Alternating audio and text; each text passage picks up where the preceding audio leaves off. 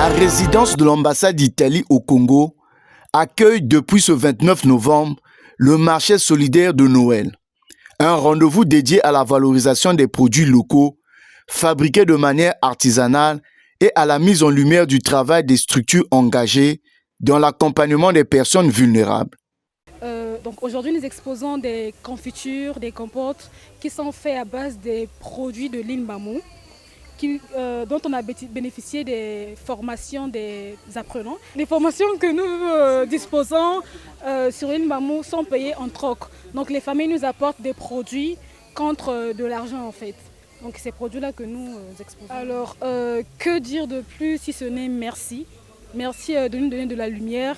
Merci de valoriser ce que nous faisons. Nous là pour exposer nos différents produits, notamment les champignons prévost et les boissons, les thés, on peut prendre en décision.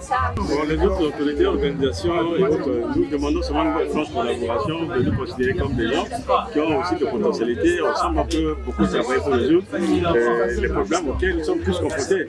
Nous sommes aujourd'hui dans un monde de solidarité, nous oblige à être ensemble. C'est que nous avons dit au cours de cette table ronde, la plupart du temps, nos préoccupations ne sont pas prises en compte, étant donné que nous considérons que nous avons beaucoup de clichés, nous sommes stigmatisés, alors que pour notre sein, nous avons beaucoup d'écrans intellectuels, des talents cachés. C'est tout ça que nous voulons vraiment travailler avec les autorités de la place pour pouvoir aller de l'avant et puis renforcer nos capacités, etc. L'ouverture officielle s'est déroulée en présence de 2 membres du gouvernement, notamment les ministres en charge des postes et télécommunications et de l'économie numérique et de l'industrie culturelle, touristique et des loisirs. Ce marché solidaire de Noël est considéré comme un espace de vente, mais aussi comme un levier d'appui financier, car les recettes réalisées permettront de soutenir les orphelins, les veuves, les femmes en difficulté et plus largement les personnes en situation de précarité. D'abord de remercier, de féliciter l'ambassadeur d'Italie ici en République du Congo pour d'avoir organisé justement ce marché solidaire, c'est bien marqué, solidarité. Et c'est une période où on doit davantage regarder l'autre, non pas se regarder soi-même, mais regarder l'autre. Et en venant, en parcourant, en voyant aussi le génie. Et comme l'a dit ma collègue, c'est bien au niveau de l'ambassade, mais le gouvernement a aussi mis en place des instruments justement pour accompagner justement les très petites et moyennes entreprises, pour accompagner justement les personnes vulnérables. Avant l'ouverture officielle du dit marché, une table ronde s'est tenue en amont, réunissant l'ensemble des représentants des structures présentes, qui ont présenté leurs missions et leurs projets. En présence de l'ambassade d'Italie, son Excellence Enrico Nunziata, et de ces 2 membres du gouvernement. Un moment d'échange qui a permis de rappeler l'importance de leur engagement sur le terrain. Donc c'est ça pour le but de vous offrir un soutien réel.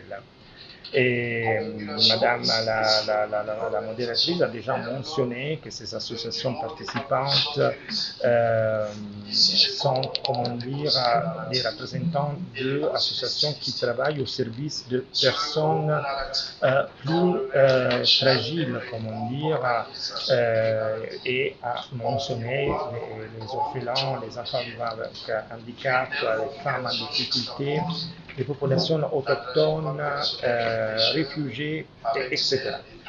Et donc, ce marché solidaire n'est pas seulement un espace de vente, mais doit être un espace d'échange et de formation, parce qu'autour de cette table, les exposants, les représentants des associations doivent même avoir cet esprit. C'est un esprit toujours de formation et donc de croissance, comment dire, et même de se mettre en réseau.